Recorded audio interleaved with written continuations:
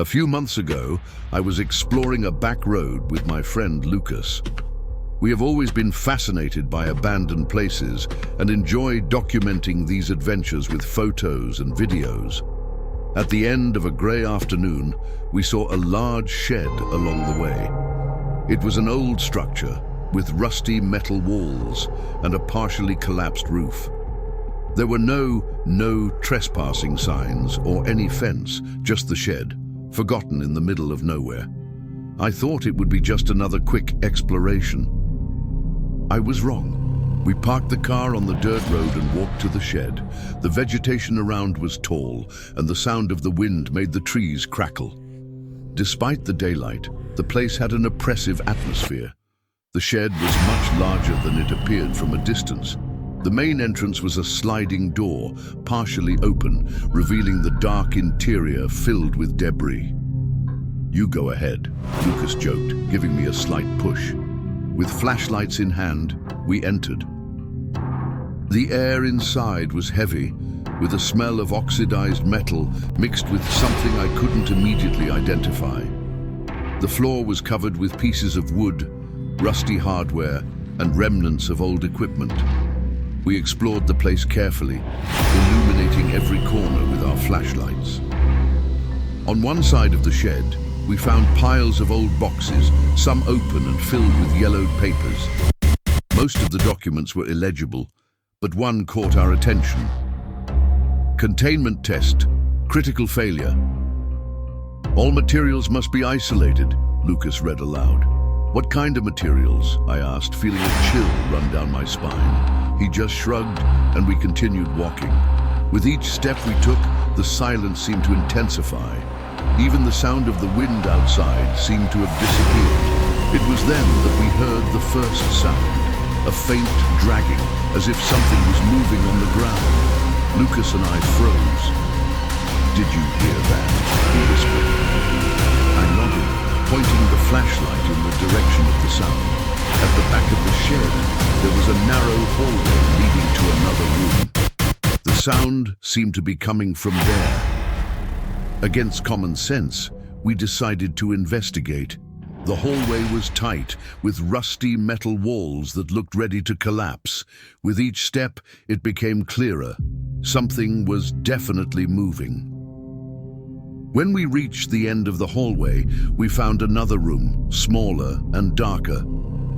In the center, there was a large metal structure, like a storage tank. It was covered in rust, but the noise was coming from there. Suddenly, something hit the side of the tank, making a loud sound that echoed through the room. Lucas stepped back, almost tripping. "Dude, this isn't normal. Let's get out of here." Before we could leave, the door to the hallway behind us slammed shut. We were in the dark for a moment, with only the beams of our flashlights. The dragging sound was now closer, and it seemed to be coming from multiple directions. I illuminated the floor and saw fresh drag marks, as if something had been pulled across the metal ground. "There's someone here," Lucas said, his voice trembling. Suddenly, we heard a low sound, almost like a whisper. I couldn't understand the words, but it sounded like a voice, or several. We pointed our flashlights at the tank again, and this time we saw something that chilled us to the bone. On the rusty side, there were scratch marks, as if something had tried to get out of there. Without thinking twice, we ran toward the hallway door. Lucas managed to push it open, and we got out of the shed as fast as we could. When we reached the car, breathless, we looked back and saw something that left us speechless. In the reflection of the flashlight we had dropped, a shadow moved inside the shed. It didn't look human, but I couldn't understand what it was. Since that night, we have never returned. And to this day, Lucas and I avoid talking about what happened in that place. Some abandoned places were left that way for a reason. Report 2. I have never been the type of person who believed in scary stories. I always thought that abandoned places were just that, empty, forgotten, and without real mysteries. But a few months ago, an abandoned warehouse in an industrial area made me reconsider all of that. I was helping my brother Diego with a last-minute move. He had a storage unit near an old warehouse, and when we finished, we decided to take a look. It seemed like a harmless idea, just to pass the time. But what we found inside was anything but normal. The warehouse was at the end of a cracked concrete road, surrounded by tall grass and rusty fences. Its structure was massive, with huge metal doors that creaked at the slightest touch of the wind. It was clear that no one had used it for years. "Man, this looks like the set of a horror movie," Diego said, laughing. He was right. The paint was peeling, the windows were broken, and the silence around made the place even more oppressive. We forced one of the side doors that was just ajar. The interior was as dark as the exterior, filled with fallen shelves, old neighborhoods, and a sense of abandonment that was almost palpable. We entered with our flashlights and began to explore. The sound of our footsteps echoed in the empty space, and the light from the flashlight seemed to be swallowed by the darkness. The first thing I noticed was the smell. It was something between rust and mold. But there was something else there, something stronger and almost chemical. Diego didn't seem to notice, but the smell bothered me more and more as we moved forward. We reached an area at the back of the warehouse where we found a closed room. The door had scratch marks, as if someone or something had desperately tried to open it. "Let's take a look," Diego said, pushing the door with his shoulder. It gave way with a loud creak, revealing a small space filled with papers scattered on the floor. While Diego rummaged through the papers, I noticed something strange. In the back of the room, there was a staircase that led down to the basement. "Do you think we should go down?" I asked, trying to hide my nervousness. Diego, always the brave one, was already illuminating the way with the flashlight. "Sure, who knows what's down there?" The staircase was narrow, with metal steps that creaked under our feet.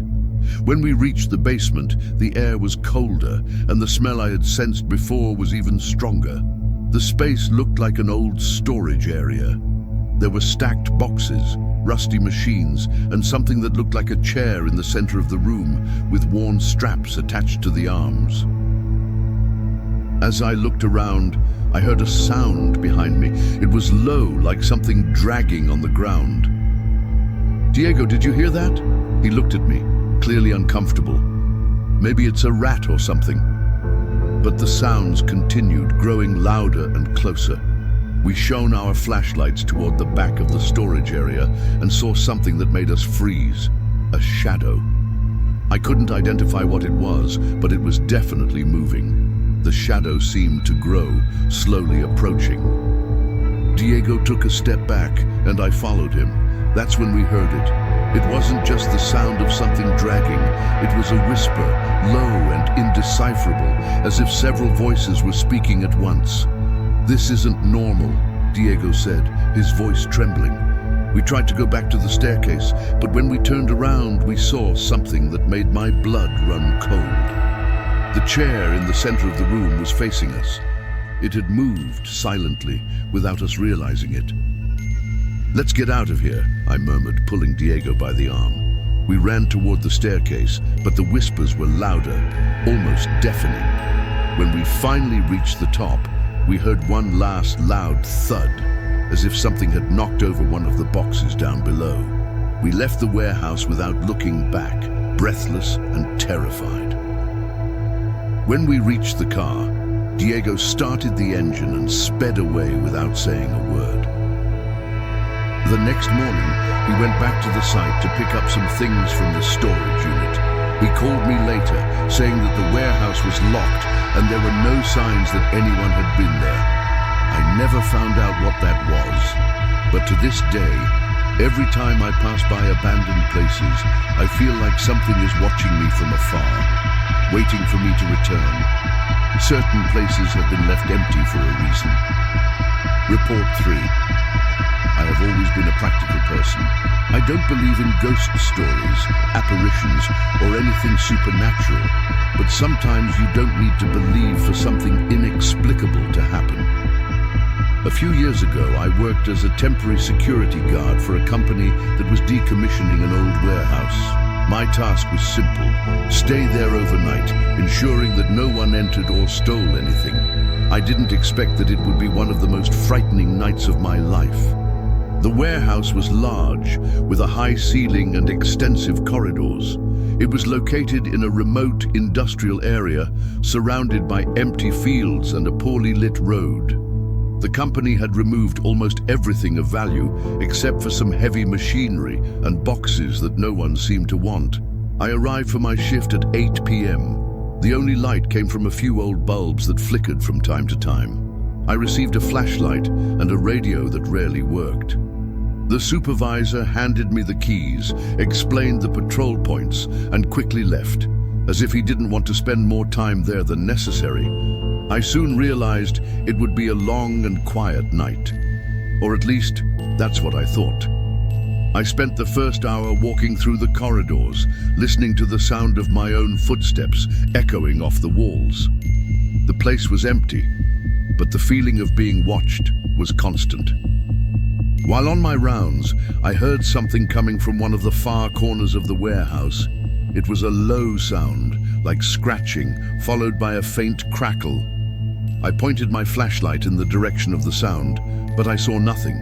I tried to ignore it and keep walking, but the noises began to grow more frequent.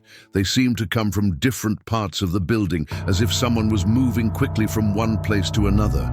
Around midnight, I decided to check the machinery area at the back of the warehouse. It was the darkest and most isolated part of the building. When I got there, I felt the air change. It was colder, and the smell of rusted metal was stronger. Suddenly, I heard a sound that made me freeze. Footsteps, slow, but clearly human. "Is anyone there?" I wanted to say, trying to sound firm, but my voice echoed oddly in the empty space. My flashlight illuminated something on the floor. It was a fallen tool, something that hadn't been there before. When I bent down to pick it up, I heard another sound, this time behind me. I turned quickly and saw a shadow moving between the machines. I followed the shadow with my flashlight, but it disappeared among the equipment. The footsteps started again, now closer. They weren't fast, but they had a rhythm that seemed deliberate, as if someone wanted me to know they were there. My heart raced when I saw something in the corner of the room. It was a metal chair, turned away from me. I hadn't noticed it before, but it looked like someone had been sitting there recently. Before I could approach, the chair fell to the ground with a crash. I felt a chill run down my spine. I tried to return to the main entrance, but with every step, it felt like something was following me. The lights flickered more frequently, and the scratching sound grew louder and more constant, as if it were coming from all sides. When I finally reached the entrance, the doors were shut. I tried to open them with the key, but it seemed they were locked from the inside. I looked around, feeling the panic rise, and then I heard a low, whispered voice. "You shouldn't be here." I didn't wait to find out who or what was speaking.